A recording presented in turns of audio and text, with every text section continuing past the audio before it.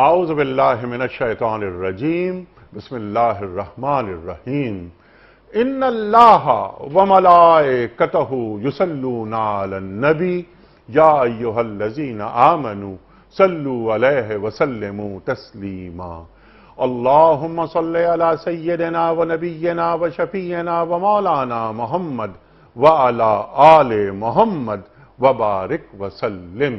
محترم خواتین و حضرات، السلام علیکم۔ پیام صبح کے ساتھ ایک بار پھر حاضر میں ہوں، آپ کا میزبان انیق احمد۔ روزانہ آپ کی خدمت میں حاضر ہوتے ہیں اور اپنے عہد کے جید علماء سے گفتگو کرواتے ہیں، کسی بھی ایک موضوع پر سیکھتے ہیں اور قرآن کریم سے قریب ہونے کی کوشش کرتے ہیں۔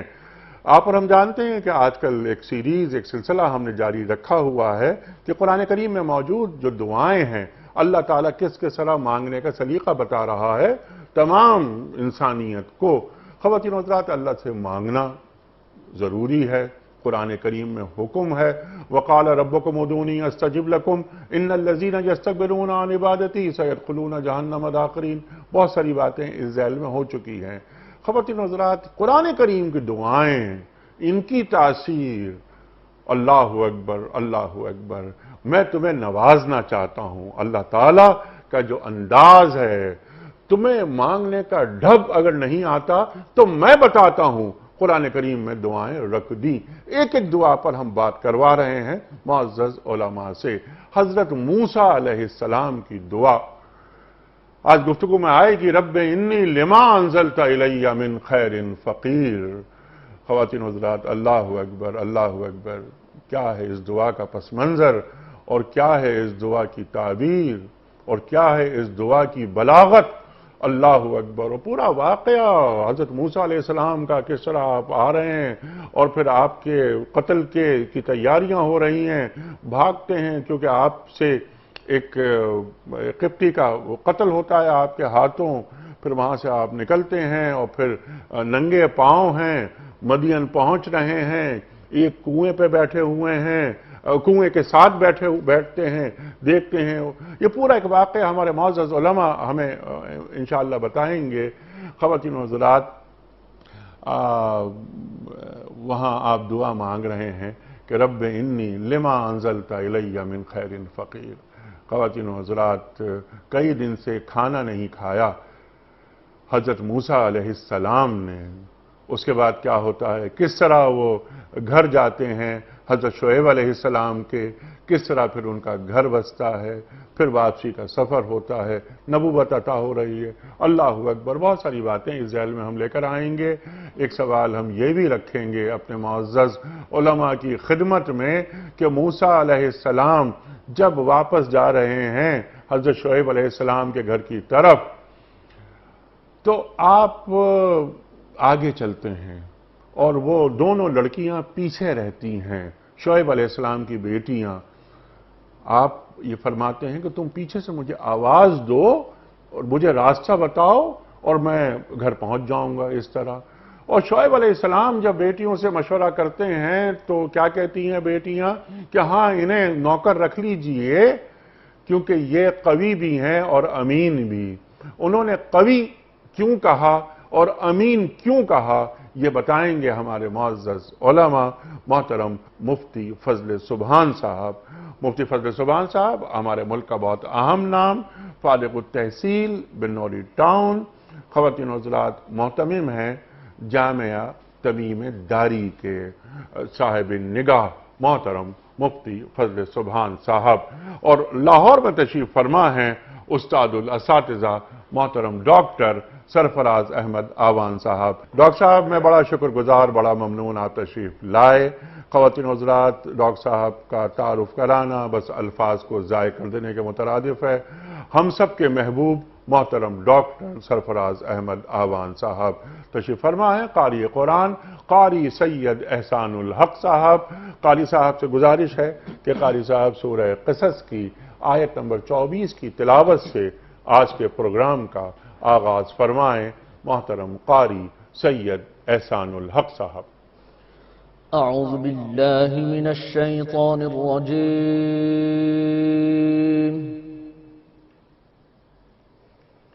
بسم الله الرحمن الرحيم فسقى لهما ثم تولى إلى الظل فقال سبحان اللہ ثم تولى إلى الظل فقال رب إني ما شاء اللہ فقال رب إني لما أنزلت إلي من خير فقير ما شاء اللہ سبحان اللہ فسقى لهما ثم تولى إلى الظل فقال رب إني ثم تولى إلى الظل فقال رب إني لما أنزلت إلي من خير فقير صدق الله العظيم ماشاء اللہ قاری صاحب سبحان اللہ سبحان اللہ سبحان اللہ سبحان اللہ سورہ قصص اور آیت نمبر 24 کی تلاوت فرما رہے تھے قاری سید احسان الحق صاحب ترجمہ پیش کر رہا ہوں یہ سن کر موسیٰ علیہ السلام نے ان کے جانوروں کو پانی پلا دیا پھر ایک سائے کی جگہ جا بیٹھے اور بولے پروردگار جو خیر بھی تو مجھ پر نازل کر دے میں اس کا محتاج ہوں صدق اللہ العظیم محترم خواتین و حضرات اس سے پہلے کہ ہم آج کے پروگرام کے حوالے سے پہلا سوال رکھیں محترم ڈاکٹر سرفراز احمد آبان صاحب کی خدمت میں کل کے پوچھے گئے سوال کا درست جواب اور آج کا سوال آپ کی خدمت میں کل کا سوال یہ تھا کہ قریش مکہ نے معاہدہ حدیبیہ کی خلاف ورزی کب کی تھی درست جواب 8 ہجری میں آج کا سوال نوٹ فرما لیجئے نماز عید میں کتنی زائد تکبیریں ہوتی ہیں نماز عید میں کتنی زائد تکبیریں ہوتی ہیں 4 5 یا 6 جو درست جواب آپ سمجھتے ہوں روانہ فرمائیے ہمارے فون نمبرز ہیں 0092213452709 ہمارا دوسرا فون نمبر ہے 009221343000980 ہمارا ای میل ایڈریس ps@duniatv.tv ہمارا SMS کا نمبر 3031 اور ہمارا واٹس ایپ کا نمبر ہے 0092321825019 ڈاکٹر صاحب ارشاد فرمائیے آج حضرت موسیٰ علیہ السلام کی دعا پر گفتگو ہو رہی ہے اس سے پہلے کہ ہم دعا پر آئیں اور دعا کی ایک ایک لفظ پر آپ سے بات کروائیں ارشاد فرمائیے اس دعا کا پس منظر کیا ہے ڈاکٹر صاحب الحمدللہ رب العالمین وسلام علی سید الانبیاء والمرسلین وعلی آلہ وصحبہ اجمعین انیک صاحب جو آیہ کریمہ آج تلاوت کی گئی ہے اس میں سیدنا موسیٰ علیہ الصلاۃ والتسلیمات کی ایک دعا کا تذکرہ ہے قرآن کریم میں سب سے زیادہ سیدنا موسیٰ علیہ السلام کا تذکرہ ہے قرآن کریم کی 37 صورتوں میں اور 514 آیات میں اللہ تعالیٰ نے حضرت موسیٰ علیہ الصلاۃ والتسلیمات کے مختلف احوال ذکر فرمائے اور غالباً اس کی وجہ یہ ہے کہ سیدنا موسیٰ علیہ السلام اور محبوب کریم علیہ الصلاۃ والتسلیمات کے احوال ملتے جلتے ہیں اس لیے یہود جو اس زمانے میں علمی لحاظ سے بڑے معتبر سمجھے جاتے تھے ان کے سامنے وحی کی حقیقت کو واضح کرنے کے لیے اللہ تعالیٰ نے حضرت موسیٰ علیہ السلام کا بہت تذکرہ فرمایا ہے۔ سورہ قصص کی جو آیہ کریمہ پڑھی گئی، اس سے پہلے اللہ تعالیٰ نے اس دعا کا پس منظر ارشاد فرمایا کہ حضرت موسیٰ علیہ الصلاۃ والتسلیمات شہر میں آئے، وَدَخَلَ الْمَدِينَةَ عَلَىٰ حِينِ غَفْلَةٍ مِّنْ أَهْلِهَا، صبح صبح لوگ آرام کر رہے تھے، شہر میں آپ داخل ہوئے، فَوَجَدَ فِيهَا رَجُلَيْنِ يَقْتَتِلَانِ، تو آپ نے دیکھا کہ وہاں دو آدمی جو ہیں وہ آپس میں لڑ رہے ہیں۔ فَوَجَدَ فِيهَا رَجُلَانِ يَقْتَتِلَانِ هَذَا مِنْ شِيعَتِهِ وَهَذَا مِنْ عَدُوِّهِ، ایک آپ کے برادری کا یعنی آپ کی قوم کا فرد تھا اور دوسرا فرعونی قوم سے تعلق رکھتا تھا۔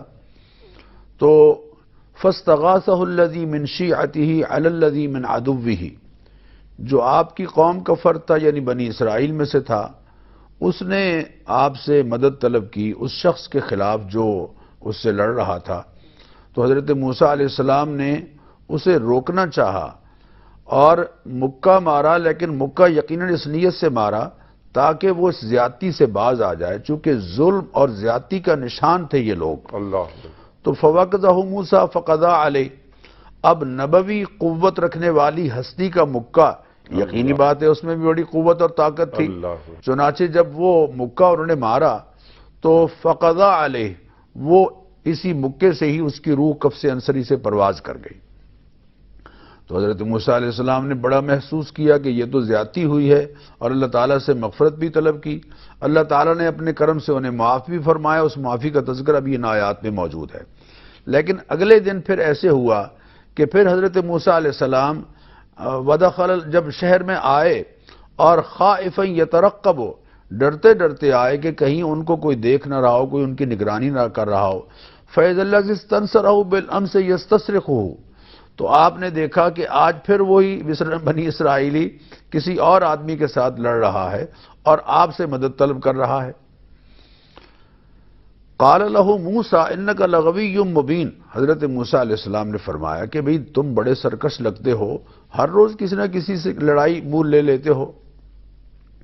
لیکن آپ نے جب اس کے مد مقابل کی طرف بڑھ کے اس کو روکنا چاہا تو اس نے یہ سمجھا کہ شاید میرے ساتھ آپ زیادتی کرنے لگے، یعنی یہ جو کل جو کچھ ہوا ہے کہیں میرے ساتھ نہ ہو رہا ہو۔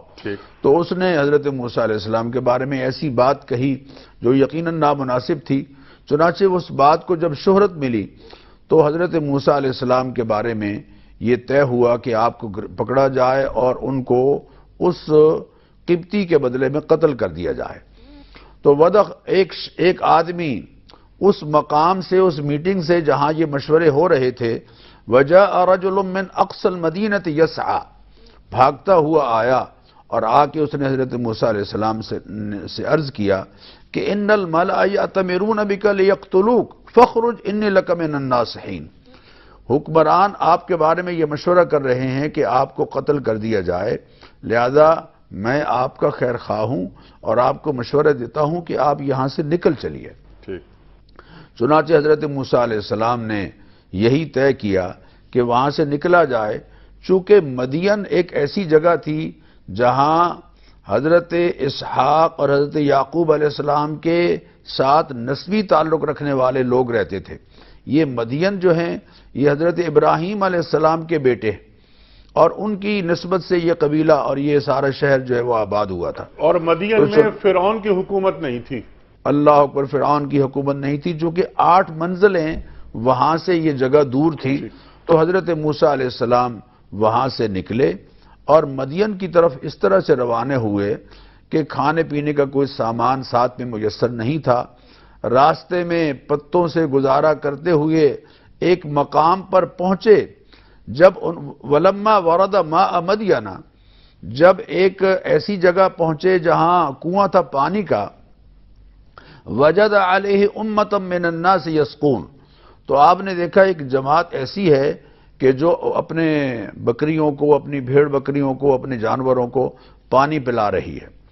وَوَجَدَ مِن دُونِهِمْ امْرَأَتَيْنِ تَذُودَانِ، تو وہاں 2 معصوم بڑی پاک باز لڑکیاں اپنے ریوڑ کو روک کے کھڑی ہوئی ہیں، تو حضرت موسیٰ علیہ السلام نے ان سے پوچھا کہ بھئی کیا بات ہے، تم ایک طرف ہٹ کے کھڑی ہو اور اپنے جانوروں کو پانی نہیں پلا رہی ہو؟ تو انہوں نے یہ جواب میں کہا کہ ہم تو پانی پہلے نہیں پلا سکتی، اس لیے کہ پانی پلانے میں بھی کچھ لوگ جو جابر ہیں ان کی حکمرانی ہے، وہ پہلے اپنے جانوروں کو پانی پلاتے ہیں۔ عربوں کے ہاں یہ بڑا تھا کہ پہلے اپنے جانوروں کو پانی پلائیں اور پھر بچا کچا پانی دوسرے لوگ اپنے جانوروں کو پلائیں۔ تو چنانچہ انہوں نے کہا کہ ہم تو پہلے پانی نہیں پلا سکتی، اور یہ لوگ جو ہیں پہلے پانی پلائیں گے پھر۔ تو حضرت موسیٰ علیہ السلام نے فرمایا کہ اچھا ایسی اگر بات ہے تو ہم تو ظلم کے خلاف اور جبر کے خلاف ہمیشہ کام کرنے والے فرد ہیں، تو لہذا لاؤ میں پانی پلاتا ہوں۔ تو حضرت موسیٰ علیہ السلام آگے بڑھے، اور ایک رائے یہ ہے، کچھ لوگوں نے یہ کہا لیکن وہ زیادہ بہتر نہیں رائے کہ اس کنویں پر کوئی پتھر تھا، حالانکہ وہ لوگ پانی پلا رہے تھے، اس کا مطلب یہ ہے کہ پتھر نہیں تھا، البتہ وہاں سے جو ڈول پانی کا نکالنے والا تھا وہ ایسا بڑا تھا کہ کئی لوگ یا کسی جانور کے ذریعے وہ اس ڈول کو کھینچ کر باہر نکالتے اور پانی اس سے پلاتے تھے۔ تو حضرت موسیٰ علیہ السلام نے خود آگے بڑھ کے اس ڈول کو کنویں میں سے نکالا، فسقا لہما، اور ان سے کہا کہ لاؤ اپنی بھیڑ بکریاں اور انہیں پانی پلاؤ۔ چنانچہ انہیں پانی پلایا۔ سب لوگ حیران ہو گئے کہ کتنا طاقتور اور قوت والا آدمی ہے، اور اسی طاقت اور قوت کے مظاہرے کو دیکھ کر سب لوگ خوف زدہ ہو گئے۔ چنانچہ کسی نے احتجاج نہیں کیا اور بچیوں نے پانی پلایا۔ جب وہ بکریوں کو پانی پلا کے چلی گئیں، ثم تولی الی الظل، تو پھر حضرت موسیٰ علیہ السلام ایک سائے میں چلے گئے۔ اب بھوکے ہیں، بہت تکلیف میں ہیں، پاؤں جو ہیں وہ بالکل ننگے پاؤں چل چل کے پاؤں سے ایک طرح سے چمڑا جو ہے وہ ادھر چکا ہے اور بڑی تکلیف میں ہیں۔ فسقا لہما ثم تولی الی الظل، پھر اللہ تعالیٰ سے عرض کیا رب انی لما انزلت الی من خیر فقیر۔ یہ جو ربی کا لفظ ہے نا انیق صاحب، یہ با کے نیچے زیر، یہ اس بات کی نشانی ہے، با کے نیچے جو کسرہ ہے یا زیر ہے، یہ اس بات کی نشانی ہے کہ یہاں یا محذوف ہے، یعنی یا ربی، اے میرے پروردگار۔ جب بھی اللہ کو کسی نے پکارا ہے اور یا ربی کہہ کر پکارا ہے تو بعض علماء نے لکھا ہے کہ یہی اسم اعظم ہے۔ اللہ کو اس کے پروردگار ہونے کی صفت کے ساتھ جب پکارا جاتا ہے تو اللہ تعالیٰ خاص اپنی رحمت کے ساتھ متوجہ ہوتے ہیں۔ یہ ہے گویا اس دعا کا پس منظر جو میں نے آپ سے عرض کیا۔ سبحان اللہ، سبحان اللہ ڈاکٹر صاحب، اللہ اکبر، اللہ اکبر، پورا ایک اختصار کے ساتھ یہ سب چیزیں سامنے آ گئیں۔ ڈاکٹر صاحب حضرت موسیٰ علیہ السلام کی بابت فرما رہے تھے، صرف ایک بات اور ڈاکٹر صاحب کی بات ہی میں ایک بات بس جوڑتے ہوئے کہ قرآن کریم کے 30 سپارے ہیں، 29 سپاروں میں حضرت موسیٰ علیہ السلام کا ذکر موجود ہے۔ اللہ اکبر، موسیٰ علیہ السلام، پھر یہ پورا واقعہ، اور وہ انی ظلمت نفسی فاغفر لی فغفر لہ۔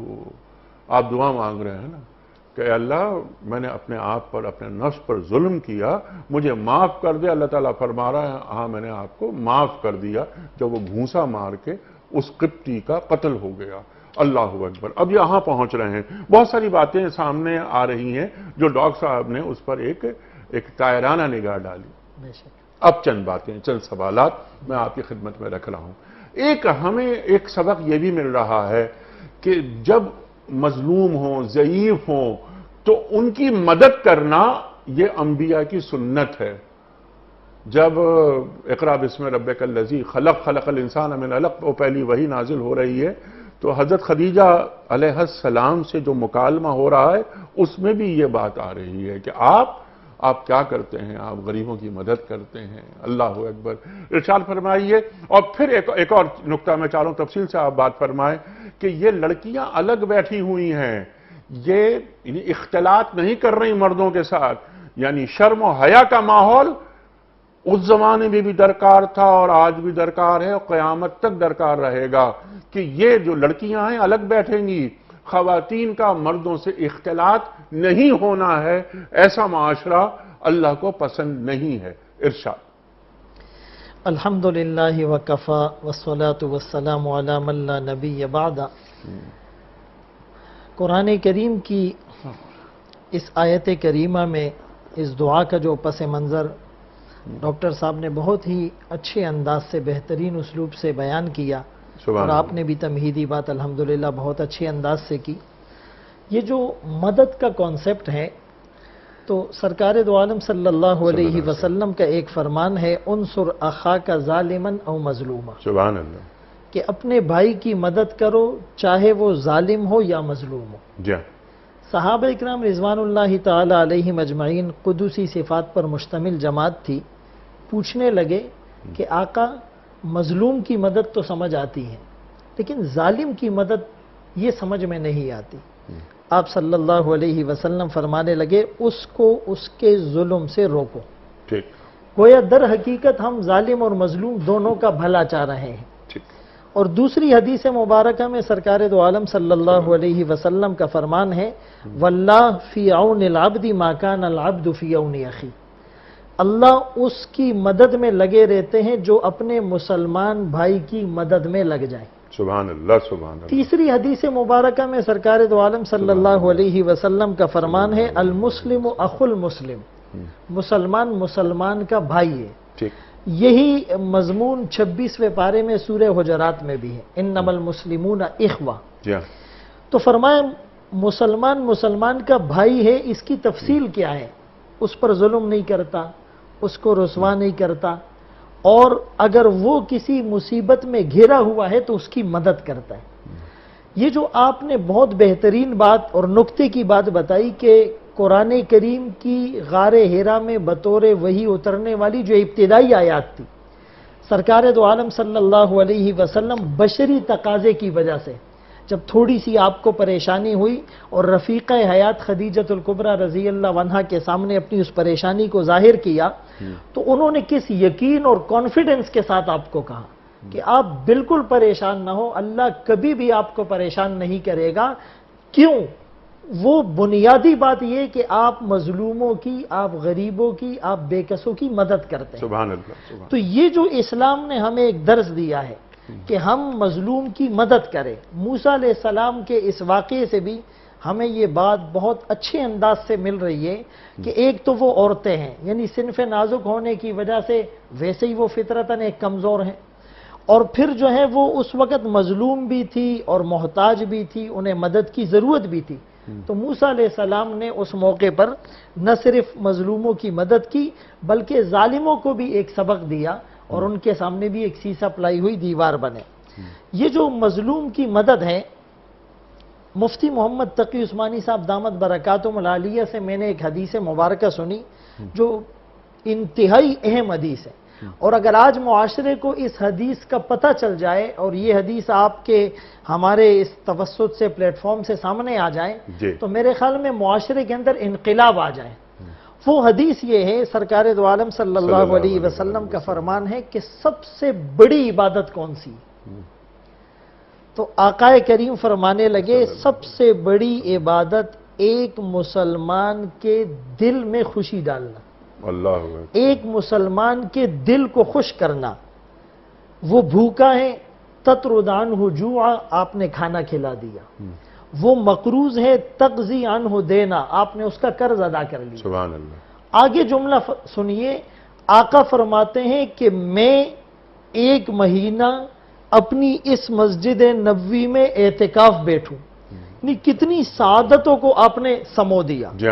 ایک دن کے نفلی اعتکاف پر انسان جہنم سے 3 خندق دور کر دیا جاتا ہے. ایک خندق کا فاصلہ زمین سے لے کر آسمان تک. یہ مہینے کا اعتکاف ہے. اور پھر اعتکاف بھی مسجد نبوی میں جہاں ایک نماز ایک روایت کے مطابق 1000 نمازوں کا ثواب رکھتی ہے اور دوسری روایت کے مطابق 50,000 نمازوں کا ثواب ہے. تو مہینہ اعتکاف ہو اور مسجد نبوی میں ہو اور اعتکاف کرنے والے بھی آمنہ کے لال عبداللہ کے نور نظر مکہ کے در یتیم سرور دو عالم صلی اللہ علیہ وسلم ہو، تو فرمایا کہ میں اپنی اس مسجد نبوی میں 1 مہینہ اعتکاف بیٹھوں، اس سے زیادہ مجھے یہ پسند ہے کہ ایک مسلمان کی حاجت اور ضرورت پوری کرنے کے لیے اس کی مدد کے لیے اس کے ساتھ چند قدم ساتھ چلوں. سبحان اللہ سبحان تو اللہ. یہ بات سبحان ہمارے اللہ، معاشرے کو سبحان سمجھانے کی ضرورت ہے کہ ہماری نمازیں، ہمارے روزے، ہماری زکوٰۃ، ہمارا حج، ہماری تبلیغ، ہمارا جہاد، ہمارا صدقہ خیرات، ہمارا انفاق فی سبیل اللہ، یہ ساری نیکیاں راہ نجات اور باعث نجات ہے. لیکن مسلمان کی مدد، مظلوم کی مدد، فرمائے اتقی دعوت المظلوم، مظلوم کی بد دعا سے بچو، اس لیے کہ اس کی بد دعا اور اللہ کے درمیان کوئی حجاب، کوئی رکاوٹ نہیں ہے. اور فرمائے مظلوم اگر کافر ہیں تو بھی اس کی بد دعا آپ کے لیے لگ سکتی ہے، آپ اس سے اجتناب کریں. تو موسیٰ علیہ السلام نے بھی اس دعا میں یہ مسلمانوں کی اور انسانوں کی مدد کا کانسیپٹ پیش کیا. حدیث مبارکہ ہے خیر الناس من ینفع الناس، لوگوں میں سب سے بہتر وہ ہے جو لوگوں کو نفع پہنچائے. یہاں جو علماء نے نکتہ لکھا ہے، فرمایا کہ یہاں الناس کا صیغہ ہے، المسلم نہیں کہا. لوگوں میں سب سے بہتر وہ نہیں جو کسی مسلمان کو فائدہ پہنچائے، بلکہ سب سے بہتر وہ ہیں جو کسی انسان کو فائدہ پہنچائے. کیونکہ الخلق عیال اللہ، تمام مخلوق اللہ کا کنبہ ہے. سبحان اللہ، سبحان اللہ. اللہ اکبر. ڈاکٹر صاحب مفتی صاحب نے بھی اس پر بہت ہی تفصیل سے اور بات بتا دی کہ ایک مظلوم کی مدد کرنا، اور یہاں پر کیا اچھی بات فرمائی مفتی صاحب نے کہ اس کے لیے مسلمان یا اہل ایمان کی بات نہیں ہو رہی ہے، انسان، اس کا انسان ہونا ہی کافی ہے. سبحان اللہ. ایک نقطہ میں نے اور یہاں پر میں چاہ رہا تھا کہ مفتی صاحب بات کریں اس پر کہ یہ جو لڑکیاں ہیں یہ دونوں ہٹ کے کھڑی ہوئی ہیں. مرد پانی بھر رہے ہیں اور وہ جھگڑالو قسم کے ہیں، جو مویشی آ رہے ہیں وہ پہلے اپنے مویشیوں کو پلا رہے ہیں. تو خواتین مردوں میں داخلہ پسند نہیں کرتی، تو ایک شرم اور حیا جو ایک فطری طور پر ان کے پاس ہے، وہ اختلاط نہیں چاہتی مردوں سے. ڈاکٹر صاحب اس جانب بھی کچھ اشارہ فرمائیے، پھر ہم دعا آپ مانگ رہے ہیں اس دعا پہ ہم بات کروائیں گے آپ سے، اور پھر آپ حضرات ہمیں یہ بتائیں گے کہ اس دعا کے مانگنے کے بعد کیا ہوا، کس طرح حضرت شعیب علیہ السلام نے موسیٰ علیہ السلام کو دعوت دے کے بلوایا، اور پھر کیا ہوا وہ آپ ہمیں بتائیں گے. ڈاکٹر صاحب. جی انیک صاحب، اللہ تعالیٰ آپ کو جزائے خیر دے اور مفتی صاحب کو اللہ تعالیٰ اجر دے. وہ جو کسی مظلوم کی یا کسی مسلمان یا کسی فرد کی مدد کی بات آپ کر رہے تھے، جی، تو حضرت عبداللہ بن عباس رضی اللہ تعالیٰ عنہما سے بھی منقول اسی طرح کا ایک واقعہ ہے کہ آپ اعتکاف نفلی کر رہے تھے تو ایک صاحب آئے اور انہوں نے کہا کہ حضرت وہ پریشان دکھائی دے رہے تھے. جی ہاں. تو آپ نے پوچھا کہ بھئی کیوں پریشان دکھائی دے رہے ہو؟ اس نے کہا حضرت فلاں معاملہ ہے، میں بڑا دشواری میں ہوں، پریشان ہوں، تو آپ اگر کوئی کسی کو سفارش کے طور پر بھیج دیں تو بہت اچھا ہوگا، میری جان چھوٹ جائے گی. تو آپ نے ارشاد فرمایا چلو ہم تمہارے ساتھ چلتے ہیں. نکل پڑے تو لوگوں نے کہا حضرت آپ تو اعتکاف میں تھے. تو آپ نے ارشاد فرمایا کہ اس کی مدد کرنا 10 سال کے نفلی اعتکاف سے افضل ہے. یہ تو بڑی عجیب بات ہے. انک لتصل الرحم وتحمل الکل وتکسب المعدوم وتقری الضیف وتعین علی نوائب الحق. یہ سیدہ خدیجہ الکبریٰ رضی اللہ تعالی عنہا محبوب کریم علیہ الصلوۃ والتسلیمات کی جن صفات کا تذکرہ فرما رہی ہیں، وہ ان میں اکثر جو ہیں آپ دیکھیں غریبوں کی، محتاجوں کی، ضرورت مندوں کی اور حق کی پکار پر لبیک کہنے کے لیے خود کو ہمیشہ تیار رکھنا، یہ اللہ کے حبیب صلی اللہ علیہ وسلم کی صفات ہیں جن کے بارے میں حضرت خدیجہ فرما رہی ہیں کہ ان کے ہوتے ہوئے کسی آدمی کو اللہ ضائع نہیں ہونے دیتا. باقی آپ نے جو فرمایا کہ اللہ تعالیٰ نے قرآن کریم میں ان خواتین کا جو تذکرہ کیا ہے، ان 2 بیٹیوں کا جو تذکرہ کیا ہے، فَجَاءَتْهُ إِحْدَاهُمَا عَلَى اسْتِحْيَاءٍ، ان کی ایک بڑی خوبی یہ بیان کی ہے کہ وہ شرم و حیا والی تھی، اور شرم و حیا معاشرے میں برقرار رہے اس کے لیے ہمارے دین نے ہدایت یہ دی ہے کہ خواتین کا اور مردوں کا بے حجابانہ اختلاط اور ایک مجلس میں اکٹھا ہونا، اس کو یقیناً اس سے روکا گیا ہے.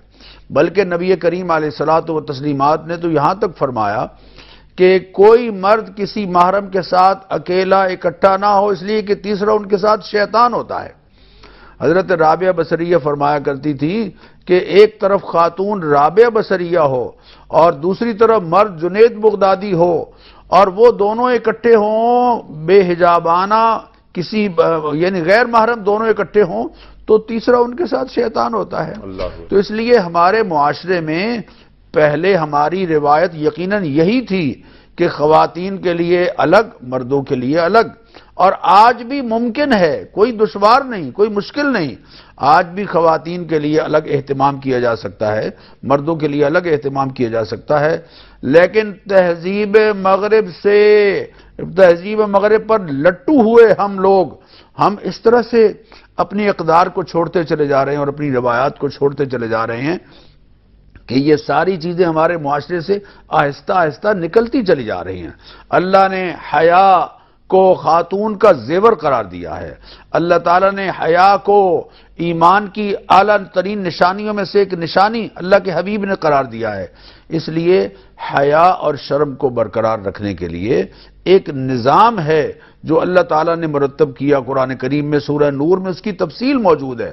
خواتین کے لیے الگ اہتمام ہو، مردوں کے لیے الگ اہتمام ہو، اور خواتین اور مردوں کا باہمی اختلاط، اس سے معاشرے میں مسائل پیدا ہو رہے ہیں. انیک صاحب، آج معاشرے میں طلاق کی جو ریشو بڑھ رہی ہے اور جو گھروں میں جو دوریاں پیدا ہو رہی ہیں اور گھروں میں اختلافات جنم لے رہے ہیں، اس کی ایک بڑی وجہ اللہ کے دین کی یہ ہدایت جس کو ہم پیش نظر نہیں رکھ رہے کہ خواتینوں اور مردوں کا جو بے حجابانہ اور جو اختلاط ہے اس سے ہمیں گریز کرنا ہے. اللہ تعالی ہمیں اس کی توفیق عطا فرمائے.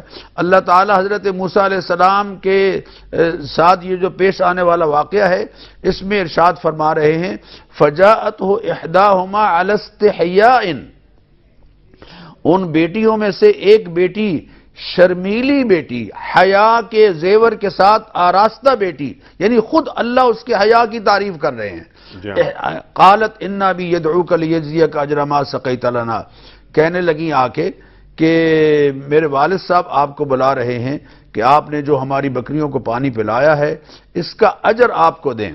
اور انیک صاحب جب حضرت موسیٰ علیہ السلام جا رہے ہیں تو اللہ اکبر اللہ اکبر، حضرت موسیٰ علیہ السلام جو منصب نبوت سے آراستہ ہونے والی ہستی ہیں ان کے حیا کی کیفیت دیکھیے کہ انہوں نے حضرت موسیٰ علیہ السلام سے فرمایا کہ دیکھو تم میرے آگے آگے نہیں چلنا ہے، تمہارے کپڑے چادر کبھی ہٹ جاتی ہے ادھر ادھر ہو جاتی ہے، میں نہیں چاہتا کہ تم میرے آگے چلو تو میری نگاہ تم پر پڑے، تم نے پیچھے چلنا ہے، کہیں پتھر پھینک کے یا کسی اور صورت میں راستے کے بارے میں گائیڈ کرتے رہنا، لیکن تم نے پیچھے چلنا ہے. چنانچہ حضرت موسیٰ علیہ السلام کی نگاہ بھی جھکی ہوئی ہے اور اس بیٹی کی نگاہ بھی جھکی ہوئی ہے. میں نہیں کہتا کہ کسی خاتون سے آپ کوئی بات پوچھنا چاہیں تو آپ اس سے بات نہیں کر سکتے، لیکن یہ ممکن ہے کہ دو افراد آپس میں گفتگو کر رہے ہوں، دو افراد بلکہ ایک جگہ بیٹھے ہوئے ہوں، لیکن دین کی جو حیا کی کیفیت ہے اس سے آراستہ ہوتے ہوئے دونوں کی نگاہیں محفوظ ہوں اور دونوں کی نگاہوں میں وہ حیا اور شرم موجود ہو جس کی تعلیم سورہ نور میں اللہ تعالیٰ دے رہے ہیں. تو اس لیے حضرت موسیٰ علیہ السلام چلے، جب وہاں پہنچے تو حضرت شعیب نے، ایک رائے یہ ہے کہ حضرت شعیب علیہ السلام تھے، لیکن مولانا حفظ الرحمان سہاروی نے اور دو افراد کا نام بھی لکھا ہے کہ حضرت شعیب علیہ السلام کے بھتیجے تھے یا جو بھی تھے. بہرحال حضرت شعیب علیہ السلام تھے یا کوئی اور صاحب تھے، ان کے پاس جب آپ پہنچے تو ساری صورتحال حضرت موسیٰ علیہ السلام نے بیان کی کہ اس طرح سے میں دنیا میں آیا ہوں اور اس طرح سے فرعون کے مظالم ہیں اور زیادتیاں ہیں اور ظلم ہے اور جبر ہے اور اس طرح سے بنو اسرائیل بڑے کرب میں ہیں. ساری کیفیت بیان کی اور اپنے سفر کی کیفیت بیان کی. تو حضرت شعیب علیہ السلام نے فرمایا کہ پھر لاؤ کھانا، ان کے لیے کھانا کھلائیں ان کو. تو جب کھانا لایا گیا تو علامہ قرطبی نے بڑی خوبصورت بات لکھی ہے. وہ فرماتے ہیں کہ حضرت موسیٰ علیہ السلام نے کھانا کھانے سے انکار کر دیا اور کہا کہ جناب میں نے جو کام کیا ہے پانی پلانے کا وہ اللہ کی رضا اور خوشنودی کے لیے کیا ہے، اور میں اپنے اللہ کی رضا کے کیے ہوئے کام کو اس کھانے کے بدلے میں قربان نہیں کرنا چاہتا. سبحان. لہذا عجیب بات ہے اللہ والوں کی کہ اللہ اخلاص کے ساتھ کیا گیا کام، اس کی یہ اجرت معمولی سی کہ کھانا میں قبول کر لوں، تو یہ میں برداشت نہیں کرتا اس کو. تو حضرت شعیب نے فرمایا کہ دیکھیں ہمارے ہاں ایک روایت ہے، ہمارے مہمان جب آتے ہیں، چاہے کوئی بھی ہو، وہ مہمان جب آتا ہے تو ہم گھروں میں ان کو کھانا کھلاتے ہیں. یہ کھانا اس انداز سے آپ کو ہم پیش کر رہے ہیں. حضرت موسیٰ علیہ السلام کا شرم و حیا کے ساتھ چلنا اور اس خاتون کے شرم و حیا کا تذکرہ اللہ تعالی کی طرف سے ہونا، یہ اس بات کی طرف ہماری رہنمائی کر رہا ہے کہ معاشرے میں حیا، حضور نے فرمایا حیا اور ایمان دونوں جڑے ہوئے ہیں. جہاں حیا ہے وہاں ایمان ہے، جہاں ایمان ہے وہاں حیا ہے، اور اگر ان میں سے کوئی ایک نکل جاتا ہے تو دوسرا بھی ساتھ چلا جاتا ہے. سبحان اللہ سبحان اللہ. اب یہ جو پہنچے شعیب علیہ السلام کے گھر، کھانا یہاں تک بات ہو گئی. اس کے بعد کہ انہیں رکھ لیجئے، گھر میں کوئی مرد نہیں نا، باپ بوڑھا ہے. اچھا، جب باپ بوڑھا ہو، جب کوئی گھر میں نہ ہو، تو پھر ایسی صورت میں خواتین گھر سے باہر نکل سکتی ہیں. ایک اور چیز سامنے یہ آ رہی ہے، مشورہ ہو رہا ہے، مشورہ ہوا، اب خواتین سے مشورہ لیا جا رہا ہے، ان بچیوں سے مشورہ لیا جا رہا ہے. ایک اور بات یہ سامنے آ رہی ہے کہ جب بھی گھر میں کوئی کام ہو تو خواتین بھی ہوں، ان سے مشورہ لینا چاہیے. ان کو ہم رکھ لیتے ہیں. یہ قوی کیوں رکھ لیں؟ اس لیے کہ یہ قوی ہیں اور امین ہیں. ایک اچھا ایک طاقتور جسم والا ایک شخص نظر آتا ہے ہمیں کہ بہت طاقتور آدمی ہے. یہ امین کیسے معلوم ہوا کہ یہ امین ہے؟ ارشاد. بسم اللہ الرحمن الرحیم. ڈاکٹر صاحب نے جو آیت کریمہ تلاوت کی، فجاءتہ احداہما تمشی علی استحیاء، یہ تمشی کا لفظ رہ گیا.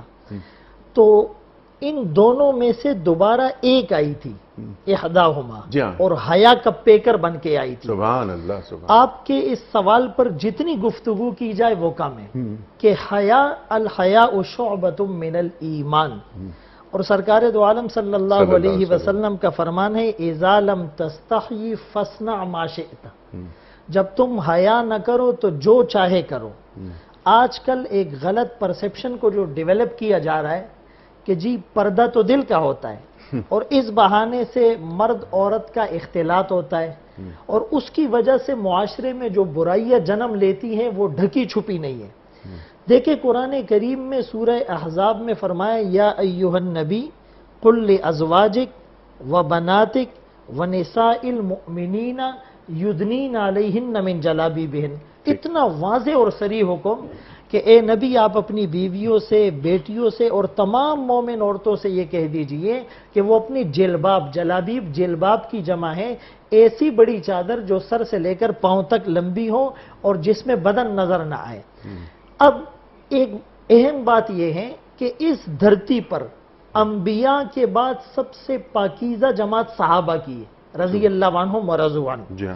اس دھرتی پر اس امت کی عورتوں میں سب سے باحیا اور انتہائی پاکیزہ اور قدسی صفات پر مشتمل وہ سرکار دو عالم صلی اللہ علیہ وسلم کی ازواج ہیں جو امت کی مائیں ہیں. وَأَزْوَاجُهُ أُمَّهَاتُهُمْ. ان سے زیادہ پاکیزہ دل کسی کے نہیں ہو سکتے.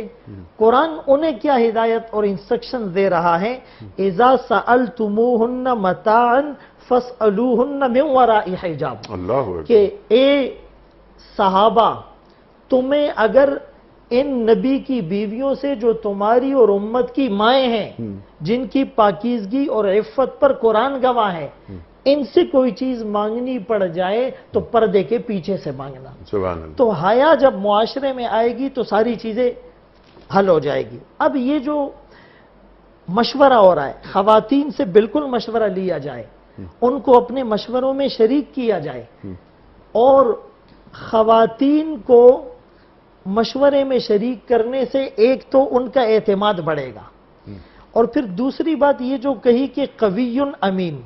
اب قوی ہونے کا پتہ تو ایسے چل گیا کہ وہ ڈول جس کو کئی آدمی مل کر اٹھاتے ہیں ایک آدمی اٹھا رہا ہے. صحیح. امین ہونے کا پتہ ایسے چلا کہ جب ان دو بیٹیوں میں سے ایک حیا کا پیکر بن کر آئی اور کہا کہ میرے والد صاحب آپ کو بلا رہے ہیں، لیجزیک اجر ما سقیت لنا، فلما جاءہ وقص علیہ القصص، تو موسیٰ علیہ السلام نے یہاں پر ان سے جو بات کہی کہ جی میں آگے چلوں گا، آپ میرے پیچھے چلے، تو سب سے بڑی امانت ایک مرد کے لیے یہ ہوتی ہے کہ تنہائی میں، خلوت میں، جوانی میں ایک نوجوان عورت ہو اور آدمی اپنی نگاہوں کو محفوظ کر لے۔ اصل خیانت تو آنکھوں کی خیانت ہے، اللہ جو اکبر۔ قرآن کریم کہتا ہے یعلم خائنۃ الاعین وما تخفی الصدور۔ ایک مرد ایک استاد کے ساتھ، اپنے بیٹے کے ساتھ، بیوی کے ساتھ جا رہا ہے اور سامنے ایک بے پردہ عورت آتی ہے، اب یہ کنکیوں سے دیکھتا ہے، ساتھ والے کو پتہ نہیں چلتا، لیکن فرمایا وہ اللہ تمہاری آنکھوں کی خیانت کو جانتا ہے، تمہارے سینے کے چھپے راز اور بیت کو جانتا ہے۔ تو فرمایا کہ جب آنکھوں میں اس کی حیا ہے، جب آنکھوں میں امانت میں اس نے خیانت نہیں کی، تو سبحان اس سے اللہ، بڑا سبحان امین اللہ، دھرتی کے سینے پر کون ہوگا؟ اسی لیے کہا کہ وہ قوی بھی ہیں اور امین بھی ہیں۔ سبحان اللہ، سبحان اللہ، سبحان اللہ، سبحان اللہ، اللہ اکبر۔ آنکھ تو بدن کا چراغ ہے۔ ڈاکٹر صاحب وہ بہت ساری باتیں مزید ہیں، لیکن اب کیونکہ ہمیں دعا کے ایک ایک لفظ پہ بھی آپ سے بات کروانی ہے، اب رب انی لما انزلت الی من خیر فقیر، اس میں جو خیر کا لفظ ہے ڈاکٹر صاحب ذرا اسے کھول دیجئے، اور اس دعا کی جو بلاغت ہے، اللہ اکبر، اللہ اکبر، یہ اور اس کا کینوس کتنا بڑا ہے، ارشاد فرمائیے، اور ہمیں کیوں پڑھنی چاہیے یہ دعا؟ یہ تو بہت سارے سوالات آپ نے جمع کر دیے۔ جی جلدی جلدی۔ آخر میں آخری جو سوال ہے اس کو پہلے میں لیتا ہوں، جی وہ یہ کہ یہ دعا بڑی جامع دعا ہے، جی بلکہ وہ لوگ جو ہمارے ناظرین میں سے وہ لوگ جن کو بچیوں کے رشتوں کے حوالے سے پرابلم ہے اور بچوں کے رشتوں کے حوالے سے شادیوں کے معاملے میں دشواری پیش آ رہی ہے، اور وہ تمام لوگ جو بے روزگار ہیں، جن کو روزگار میسر نہیں آ رہا، روزگار میسر کرنے کے لیے، اللہ سے حاصل کرنے کے لیے، اور شادیاں آسانی سے ہو جائیں، جلدی ہو جائیں، اس کے لیے، دونوں کاموں کے لیے اس دعا کو کثرت سے اللہ سے مانگیں۔ رب انی لما انزلت الی من خیر فقیر۔ انیق صاحب یہ دعا حضرت موسیٰ علیہ السلام نے جس دن کی تھی، اس سے اگلے ہی دن ان کی شادی ہو گئی۔ ایک تو شادی ہو گئی، جلدی ہو گئی، اور الحمدللہ ایسی پاک باز بچی ملی کہ جس کے حیا کی ایسی پاک باز بیوی ملی کہ جس کے حیا کی تعریف خود اللہ تعالیٰ کر رہے ہیں۔ اور دوسرے یہ کہ 10 سال کا کانٹریکٹ ہو گیا، آج کل کی زبان میں ہم کہہ سکتے ہیں کہ 10 سال کا، 8 سال کا کانٹریکٹ، اور پھر 10 سال حضرت موسیٰ علیہ السلام وہاں رہے، گویا 10 سال کے لیے ملازمت بھی مل گئی اور رہائش بھی مل گئی اور شادی بھی ہو گئی۔ تو یہ دعا اگر ہمارے وہ لوگ کہ جن کو بچیوں کے اور بچوں کے رشتوں کے سلسلے میں دشواری ہے، پرابلم ہے، اور ملازمت کے سلسلے میں جن کو دشواری اور پرابلم ہے، اللہ تعالیٰ سے انکساری کے ساتھ، یکسوئی کے ساتھ، دھیان کے ساتھ مانگیں گے تو اللہ اس دعا کی برکت سے ان کے لیے آسانیاں فرمائیں گے۔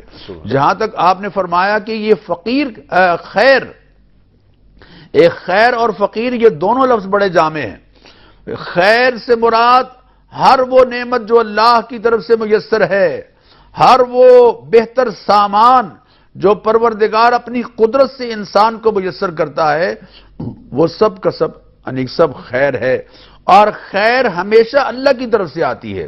ما اصابک من حسنۃ فمن اللہ وما اصابک من سیئۃ فمن نفسک۔ خیر اور شر دونوں کا کریٹر اللہ تعالیٰ ہے۔ شر انسان کے اپنے اعمال کے نتیجے میں اس کے لیے دشواری بن جاتی ہے، ورنہ اس میں بھی کسی نہ کسی حوالے سے جامع حیثیت سے اگر ہم دیکھیں تو اس میں خیر ہی ہوتی ہے اللہ تعالیٰ کی طرف سے۔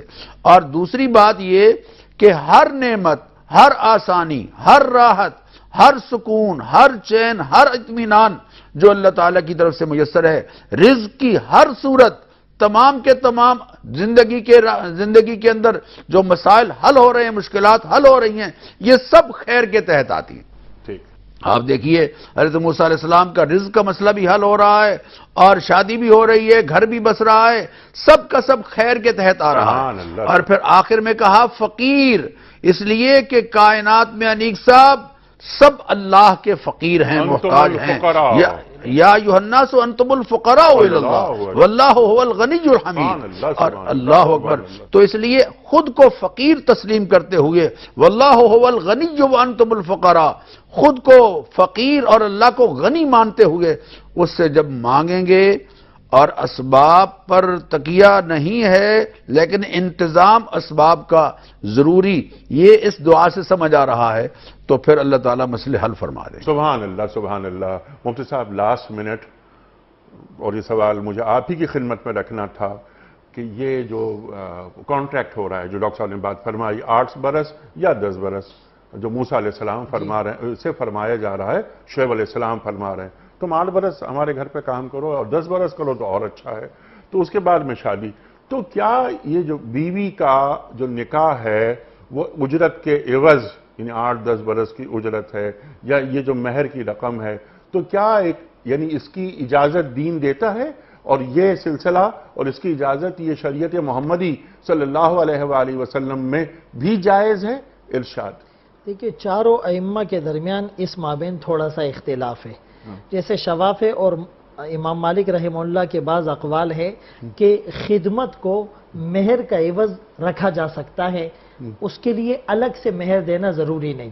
لیکن احناف کا جو مسلک ہے کہ جیسے موسیٰ علیہ السلام کو یہ کہا گیا کہ آپ نے 8 سال یا 10 سال خدمت کرنی ہے اور اس کے عوض آپ سے اپنی بیٹی کی میں شادی کرواؤں گا، شعیب علیہ السلام نے کہا، تو علماء لکھتے ہیں کہ یہاں پر شعیب علیہ السلام نے ان سے جو خدمت لی 8 یا 10 سال، اس کی جو تنخواہ بنتی تھی اس تنخواہ کو عوض قرار دیا، یعنی وہ تنخواہ میں آپ کو نہیں دوں گا، اس تنخواہ کے عوض میں گویا کہ یہ میری بیٹی کا مہر ہو جائے گا، اور بیٹی اپنے باپ اور ولی کی اجازت سے، یعنی کہ اپنے والد کو اگر کہہ دے کہ آپ نے جو مہر انہوں نے مجھے دینا تھا وہ گویا کہ آپ ان کو نہ دے، وہ میری طرف سے مہر ہو گیا، تو وہ خدمت جو ہے اس کو اس 8-10 سال کی تنخواہ اور معاوضے کے طور پر ہم دیکھیں گے۔ اسی لیے قرآن نے یہاں تخدیمنی کے الفاظ نہیں کہے، تأجرنی کے الفاظ کہے، تأجرنی اجرت کی طرف اشارہ ہے۔ تو اس طور پر یہ کانٹریکٹ بالکل ٹھیک ہے کہ اگر کوئی یہ کہتا ہے کہ جی میں آپ سے اپنی بیٹی کی شادی کراؤں گا اور اس میں آپ نے اتنی خدمت کرنی ہوگی، تو ہم بعض علماء نے تو لکھا ہے کہ اس میں مہر مثل دینا پڑے گا، ان کی خاندان کی جو دیگر عورتوں کا مہر ہے وہ دینا پڑے گا، خدمت کو معاوضہ قرار مہر قرار نہیں دیا جا سکتا۔ لیکن یہاں پر علماء تعویل کرتے ہیں کہ یہ جو 8-10 سال کی خدمت ہوگی، اس خدمت پر انہیں اجرت اور تنخواہ ملنی تھی، اسی تنخواہ کو مہر کے عوض قرار دیا۔ سبحان اللہ، اصل میں یہ اجرت کی رقم ہے۔ جی بالکل، سبحان اللہ سبحان اللہ۔ مفتی صاحب میں آپ کا بڑا ممنون، بڑا شکر گزار۔ ڈاکٹر صاحب آپ کا بڑا ممنون، آپ تشریف لائے۔ قاری صاحب بڑا آپ کا کرم، آپ تشریف لائے۔ خواتین حضرات، ہمارے علماء کو اللہ تعالیٰ سلامت رکھے، کس طرح قرآن کریم کی آیات کو کھول کے رکھ دیتے ہیں ہمارے سامنے اور ایک ایک لفظ کو سمجھا دیتے ہیں۔ رب انی لما انزلت الی من خیر فقیر، آج موسیٰ علیہ السلام کی اس دعا کے حوالے سے تفصیلی بات ہوئی، اور ڈاکٹر صاحب سبحان اللہ، یہاں پر آپ نے فقیر کو بھی اور خیر کو بھی جس طرح واضح کر دیا، آپ دونوں حضرات کا میں بڑا ممنون ہوں۔ خواتین حضرات کا قیام مکمل ہوا، بہت ساری باتیں مزید ہو سکتی ہیں، لیکن محدود وقت میں جو اس دعا کا جو مغز ہے اور جو مطلوب ہے بات، وہ ڈاکٹر صاحب نے اور مفتی صاحب نے ہم تک پہنچا دی۔ اور ڈاکٹر صاحب نے کیا اچھی بات فرمائی کہ اس دعا کا ورد جاری رکھیں، خاص طور پہ وہ گھرانے کہ جن گھرانوں میں رشتوں کے مسائل ہیں، اور وہ گھرانے کہ جہاں پر کوئی جاب وغیرہ کی تلاش ہو رہی ہو۔ تو یہ اتنی اہم دعا ہے۔ اللہ اکبر، اللہ اکبر۔ انشاءاللہ کسی اور پروگرام میں اس دعا پہ مزید بات کروائیں گے۔ کوئز، کل کا سوال یہ تھا کہ قریش مکہ نے معاہدہ حدیبیہ کی خلاف ورزی کب کی تھی؟ درست جواب 8 ہجری میں۔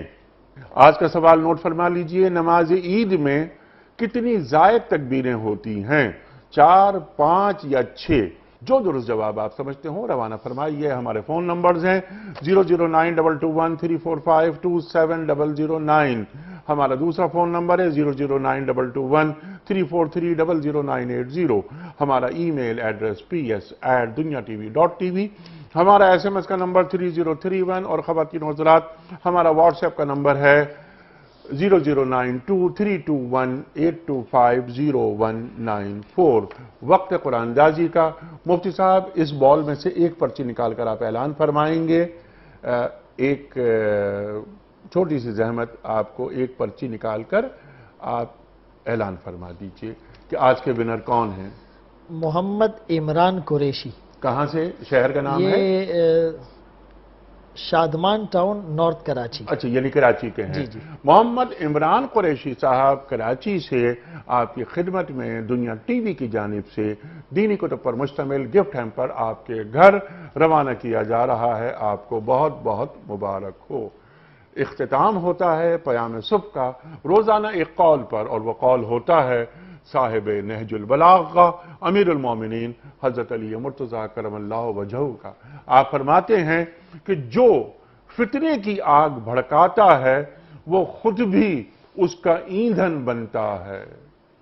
جو فتنے کی آگ بھڑکاتا ہے وہ خود بھی اس کا ایندھن بنتا ہے۔